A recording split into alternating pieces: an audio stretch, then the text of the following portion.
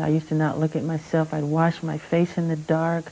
I wouldn't want to look in the mirror. Really? And my father teased me, and I just hated it. I cried every day because of it. Your father would tease you about your Yes, pimples? he would tell me I'm ugly.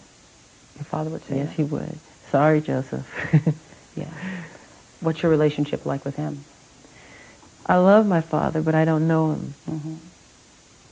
Are you angry with him for doing that? I think that's pretty cruel, actually. Am I angry with him? Because adolescence is hard enough without a parent telling you that you're ugly. Yeah, it's very difficult. Am I angry with him? Sometimes I do get angry, yes. I don't know him the way I'd like to know him. My mother's wonderful. To me, she's perfection. I just wish I could understand my father. And so let's talk about these teen years. What is that when you started to go inside yourself? Because obviously you haven't spoken to to the world for 14 years, I think, is your last televised interview. So you went inside. You became a recluse, and that was on purpose. Was it to protect yourself? I felt that there wasn't anything important for me to say. And those were very sad, sad years for me. And why so sad? Because on stage we see you performing, you're getting your Grammys. Why so sad? Oh, there's a lot of sadness about my past life and, adolescence and my father and all of those things. It just made me very, very, very sad. So he would tease you, make fun of you? Yes. Did he ever beat you? Yes. He did? Yes. And that was difficult to take, getting beaten and going on stage and performing? Yes. And why would he beat you? Because he saw me, he wanted me to, I guess maybe, I don't know if I was his golden child or whatever it was. Some may call it a strict disciplinarian or whatever, but he was very strict, very hard, very stern. And just a look would scare you, and... Were you scared of him? Very frightened. There's been times when he'd come to see me and I would get sick. Really? I'd start to regurgitate. As a child or as an adult? Both. He's never heard me say this. I'm sorry, please don't be mad at me.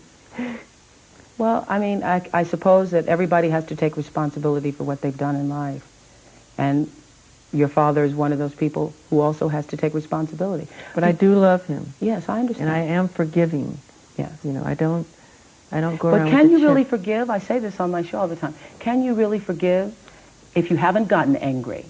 If you haven't dealt with how you really feel? I don't know if you can go from having been abused to forgiveness. I do forgive. There's so much garbage and so much trash that's written about me that is so untrue. They're complete lies. And those are some of the things I want to talk about. The press has made up so much god-awful, horrifying stories that are completely appalling. I know. Completely appalling.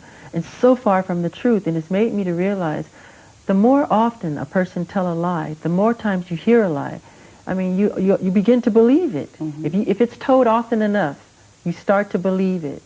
And it's appalling the things that have been said about me, and they're completely false. There are so many. I normally don't write questions down, but there's so many. I didn't want to forget them. First of all, I have been in this house getting lit and getting prepared for this, and I've been all over the house upstairs when you weren't looking for that oxygen chamber. I cannot find the oxygen chamber anywhere in the house. That story is so crazy. I mean, it's one of those tabloid things. It was completely made up. Okay, but you are in something there. There's a picture of you. Well, where did that come from? How did it get started? I did a commercial for Pepsi, and I was burned very badly. And we settled for like $1 million, and I gave all the money.